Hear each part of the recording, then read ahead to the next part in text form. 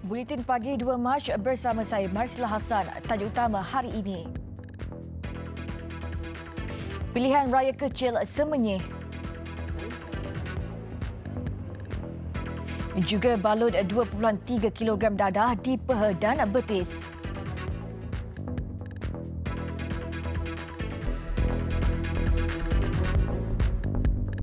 Assalamualaikum dan salam sejahtera. Seramai 53,411 pengundi layak menunaikan tanggungjawab mereka pada pilihan raya kecil PRK Dewan Undangan Negeri Dun Semenyih yang berlangsung hari ini. Ia berdasarkan daftar pemilih pada suku ketiga 2018 yang dikemas kini sehingga 11 Januari lalu.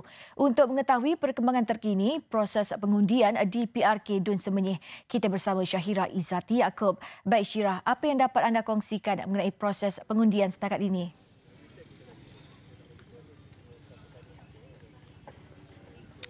Assalamualaikum dan salam sejahtera. Ya Marsila, 53,411 pengundi Dun Semenyih hari ini layak untuk menunaikan tanggungjawab mereka sepada dengan pilihan raya kecil PRK N24 Dun Semenyih.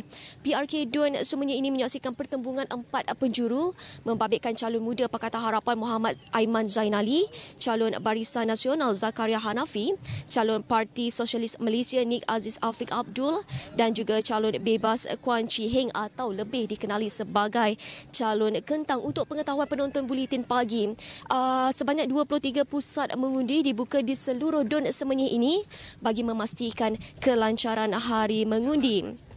Baik, seperti mana yang dimaklumkan oleh rakan setugas, saya kini berada di pusat mengundi JKKK Kampung Sesapan Kelubi, di mana ini adalah lokasi pusat mengundi bagi calon Barisan Nasional iaitu Zakaria Hanafi dan juga isterinya Puan Khatijah Babi Baihan yang telah pun selesai membuang undi sekitar jam 8.10 pagi tadi. Di sini terdapat 617 pengundi dengan 2 saluran dibuka. Baik, ingin saya kongsikan sedikit keadaan di sini, di mana cuaca di sini sangat baik dan orang ramai dan juga pengundi sudah pun mula berada di perkarangan pusat mengundi ini sekitar jam 7.15 pagi tadi sama-sama untuk menunaikan tanggungjawab mereka. Saya lihat ada warga emas, ada anak muda dan ada juga mereka yang berkerusi roda sama-sama turun untuk menjalankan tanggungjawab mereka. Suka untuk saya ingatkan kepada semua pengundi Dun Semenyih, pastikan anda turun dengan membawa pengenalan diri bagi memastikan kelancaran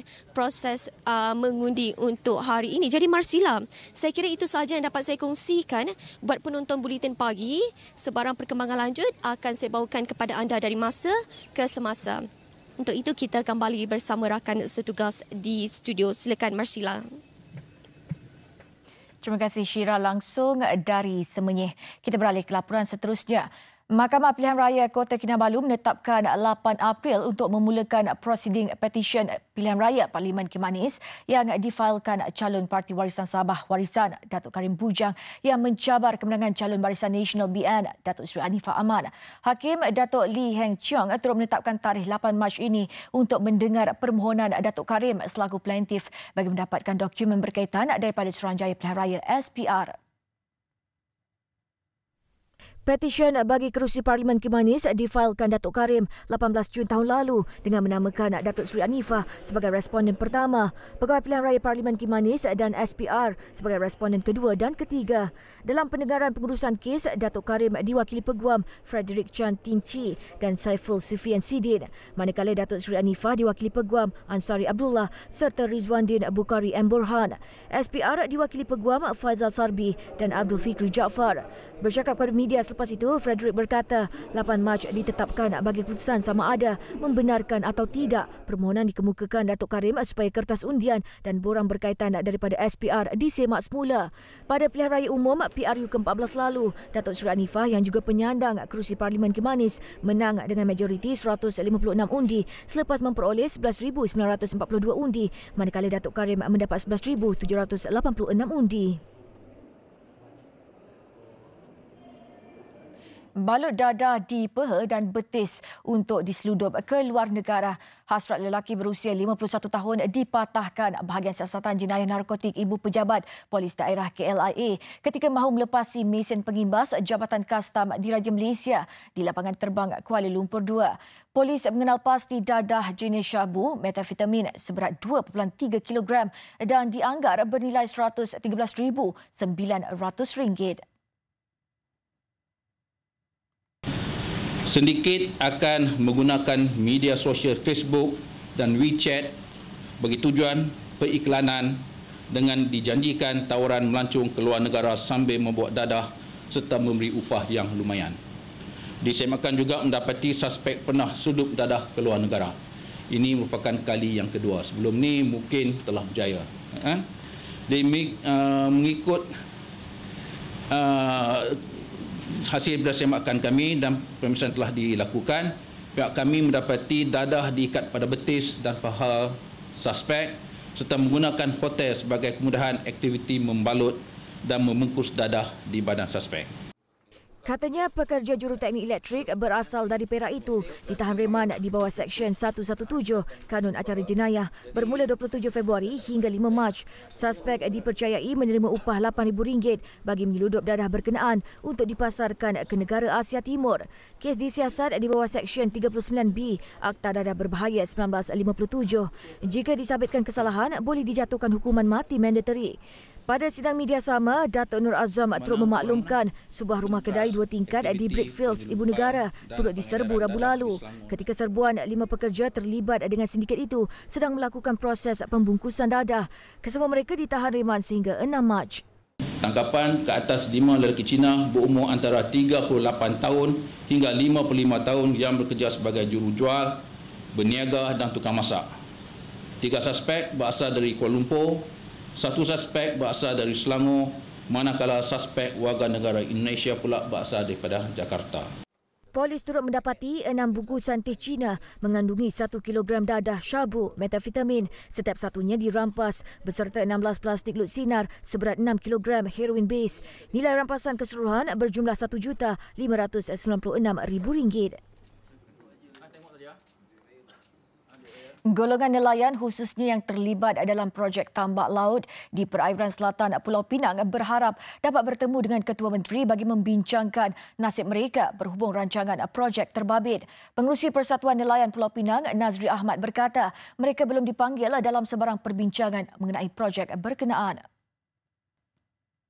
Kerajaan Negeri Pulau Pinang sedang merancang menambak laut di Permatang Damar Laut bertujuan membentuk 3 pulau buatan yang kemudiannya akan dijual untuk mendapatkan modal bagi menampung kos pelan induk pengangkutan PIP yang dianggarkan bernilai hampir RM50 bilion. Menurut Nazri, pihaknya sebelum ini pernah menghantar 2 permohonan kepada kerajaan negeri di bawah pimpinan Lim Guan Eng untuk berbincang namun tidak mendapat maklum balas. Sehubungan itu, beliau berharap kerajaan negeri baru di bawah Ketua Menteri Chow Kun Yeow bersedia berjumpa dengan komuniti nelayan secara tertutup memandangkan surat permohonan sudah dihantar. CM mahu nelayan ni memahami kepentingan PIP itu. Jadi sebenarnya memang kita faham. Tapi kita boleh faham orang dan kita minta orang pun faham kita lah. Itulah namanya win-win situation lah. Jadi sebab tu kita ambil kesempatan pada sidang akhbar ni supaya kita nak adakan satu pertemuan dengan kerajaan negeri, tentulah dipengusikan oleh Amat Berhormat Ketua Menteri. Katanya nelayan merupakan golongan yang terjejas memandangkan kawasan yang ingin ditambak kaya dengan sumber marin seperti ikan, udang dan ketam. Ia merupakan lubuk sumber laut yang penting bukan hanya kepada lebih 5,000 nelayan di negeri berkenaan, malah nelayan dari negeri lain turut mencari rezeki di kawasan terbabit. Konsultan bila buat ni perunding, apabila dibentangkan kata raja semua cantik. Semua elok. Tak ada yang tak elok. Tak ada kesan alam sekitar, tak ada itu kata ni. Semua pemodenan yang canggih. Projek ni dibuat dengan semua, dikaji semua. Tapi yang sebenarnya bukan. Kita berpengalaman, saya berpengalaman 2-30 tahun sebagai nelayan, saya faham. Nak bagi jadi projek tu boleh cakap. Persatuan Nelayan juga ingin membentangkan cadangan pelan transformasi permodenan nelayan bagi membolehkan nasib nelayan terbela jika projek itu masih diteruskan. Seorang pelajar tahfiz berusia 11 tahun maut manakala 9 lagi parah apabila sebuah kenderaan pelbagai guna MPV dinaiki mereka terbabas lalu terbalik di kilometer 18.2 Lebuh Raya Utara Selatan ke arah selatan. Dalam nahas jam 1.35 tengah hari, Amirul Hakimi yang juga pelajar Madrasah Tahfiz Ar-Rayyan Bandar Tenggara Kota Tinggi disahkan maut di lokasi kejadian akibat tercampak daripada kenderaan. Mangsa parah pula ialah pemandu yang juga mudir Madrasah Tahfiz itu, Hasrunizal Mat Zain dan Timbalan Ketua Muslimat PAS Tenggara, Rodia Hassan. Manakala 7 pelajar lain dari Madrasah Tahfiz terbabit sedang dikenal pasti identiti. Semua mangsa dipercayai dalam perjalanan ke Himpunan Rakyat Jangan Hina Nabi Kami peringkat negeri yang diadakan di hadapan Masjid Bandar Baru Udah. Ketua Polis Daerah Kulai Superintenden Tok Beng Yeo berkata kemalangan dipercayai berlaku akibat tayar kenderaan pecah sebelum MPV itu terbabas dan terbalik. Mayat mangsa kemudian dibawa ke Hospital Temenggung Sri Maharaja Tun Ibrahim HTSMTI. Mangsa yang cedera pula dibawa ke Hospital Sultanah Aminah HSE untuk rawatan.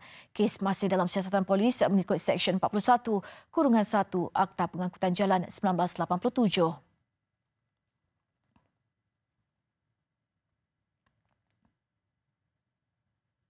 Agensi Pengangkutan Awam Darat APAD bakal mewujudkan sistem pelesinan komersial dalam talian bagi memudahkan setiap urusan berkaitan agensi itu. Menteri Pengangkutan Anthony Loke berkata inisiatif itu membolehkan orang ramai membuat urusan hanya dalam talian tanpa perlu ke kaunter. Sedang diproseslah. Kita masih mencari, menilai vendor dan sebagainya, mencari sistem yang terbaik dan dalam masa terdekat kita harap dapat dilaksanakan. Yang ke tahun ini juga Wabi ya? Tahun ini. Kita akan cuba terbaik dalam tahun ini jugalah. Sebab memang kita tahu ada permintaan yang tinggi dan it's a very critical condition. Itu sebabnya ada sehingga orang yang terlalu emosional sehingga marah di pejabat-pejabat kita. Beliau bercakap pada sidang media selepas merasmikan perkhidmatan bas percuma bagi pelajar di sekolah terpilih daerah Jelebu dan Jempol Negeri Sembilan. Katanya orang ramai yang memerlukan sebarang khidmat nasihat daripada APAD masih boleh ke kaunter untuk berbuat demikian. Mengulas lanjut, Loke mengakui ketika ini APAD kekurangan tenaga kerja. Kini dalam proses menyerap kaki tangan Suruhanjaya Pengangkutan Awam Darat SPAD yang sudah dimansuhkan bagi mengisi kekosongan yang ada. Bagaimanapun ia masih menunggu kelulusan daripada Jabatan Perkhidmatan Awam JPA. Sebelum ini, rakaman video seorang pelanggan memarahi pegawai kaunter APAD Kelana Jaya tular di media sosial. Siasatan bagaimanapun mendapati pelanggan terbabit tidak menunggu lama seperti mana didakwa dalam video berkenaan.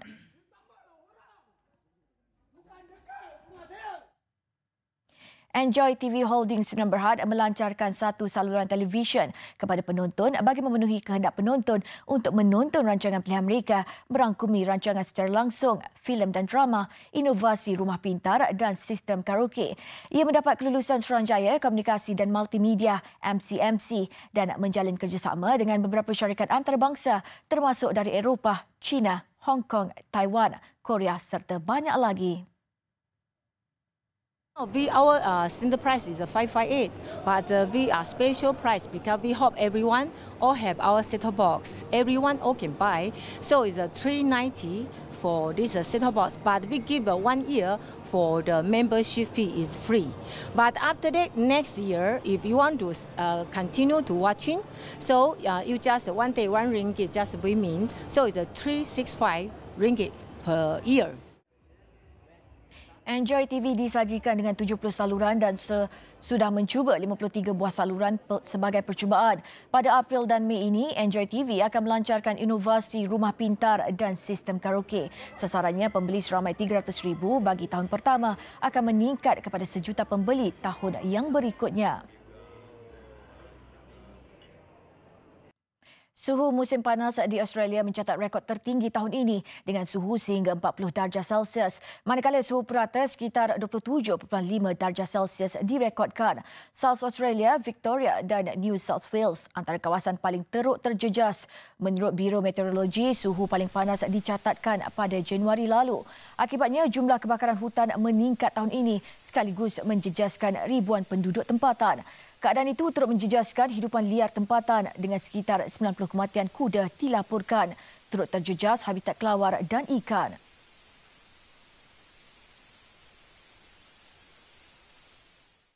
Singapura bercadang untuk membuat tempahan awal bagi membeli 4 jet pejuang F-35 untuk memaskini armada negara itu yang sudah usang. Menurut Menteri Pertahanannya, Ng Eng Hen, Republik itu telah memilih jet Lockheed Martin yang berharga antara 90 juta dan 115 juta dolar Amerika setiap satu. Singapura juga akan mengemukakan satu surat permohonan kepada Amerika Syarikat bagi pemerolehan awal 4 F-35 dengan pilihan untuk menempah 8 lagi sebelum menukarkan armadanya secara menyeluruh.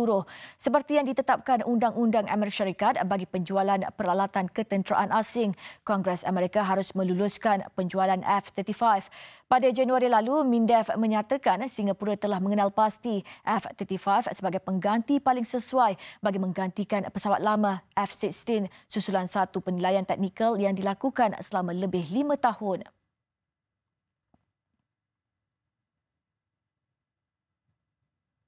Pakistan menepati janjinya untuk membebaskan juruterbang India yang ditangkap setelah pesawatnya ditembak jatuh di wilayah negara itu.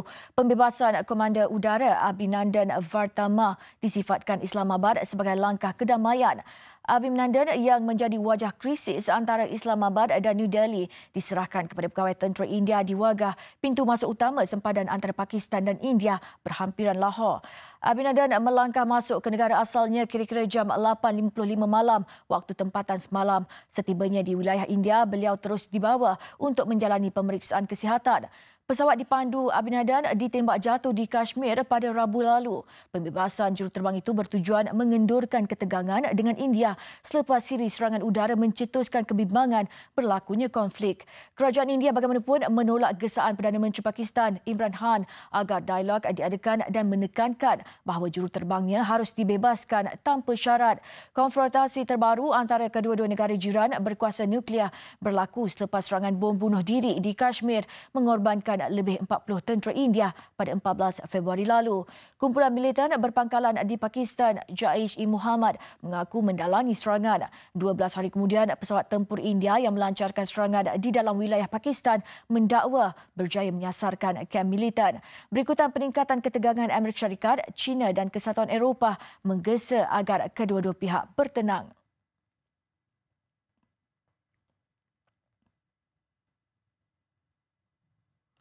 Seorang kanak-kanak lelaki berusia 9 tahun dan wanita warga Perancis cedera akibat diserang oleh sekumpulan anjing dingo di Pulau Fraser, Australia. Anak beranak itu diterbangkan ke sebuah hospital berhampiran dengan menggunakan helikopter penyelamat untuk mendapatkan rawatan. The young boy's injuries were quite severe. He had 6 on one leg, 3 on the other, and again multiple puncture wounds to his arms and a small laceration on his face. Wanita itu pula luka di bahagian lengan dan kaki. Menurut laporan media tempatan, kejadian berlaku di Yurong apabila mangsa meninggalkan kenderaan mereka untuk bersiar di kawasan pantai. Mereka cuba lari ke arah kenderaan mereka tetapi anjing dingo mengejar dan menggigit mereka. Kedua-duanya yang menerima rawatan di Hospital University Sunshine Coast dilaporkan berada dalam keadaan stabil.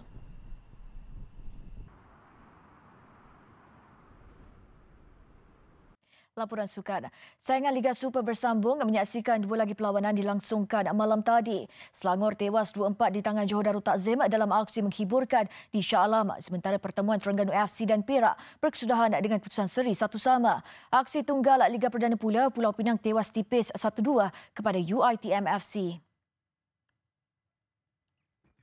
Di Stadium Shah Alam, pertemuan Selangor dan Johor Darul Takzim menarik kehadiran seramai hampir 22,000 penyokong. Selangor hampir-hampir membuka tirai jaringan, namun sepakan percuma Rufino Segovia dinafikan palang minit ke-6 permainan. Seminit selepas itu, pelawat mengejutkan penyokong tuan rumah dengan serangan balas yang disudahkan dengan jaringan pembukaan Leandro Velasquez. Minit ke-14, peluang yang terhidang di depan gawang Selangor dimanfaatkan Diego Dos Santos untuk mencetak nama selaku penjaring kedua pasukan. Tuan rumah yang tetap bersemangat mencari gol kebangkitan lega apabila rembatan deras Hendrik Dos Santos menerjah jaring minit ke-33 untuk mendapatkan kedudukan 1-2. Permainan kian menarik menyaksikan Gonzalo Cabrera menjaringkan gol ketiga JDT 9 minit berselang untuk kembali melebarkan kelebihan. Rufino selepas itu menanduk masuk hantaran Muhammad Faiz Muhammad Nasir pada masa kecederaan menjadikan kedudukan semasa 2-3 pada separuh masa pertama. harapan untuk melihat kebangkitan The Red Giants berterusan selepas rehat meleset. Sebaliknya, pelawat menambah satu lagi gol menerusi Leandro pada minit ke-69 untuk memadamkan semangat tuan rumah. Keputusan penuh 4-2 membolehkan skuad Harimau Selatan itu merakam kemenangan keempat dan mengumpul 13 mata untuk memintas Kedah di tangga teratas yang dijadual tuan beraksi malam ini. Sementara Selangor kekal mengumpul 3 mata dan menghuni tempat ketiga tercorot.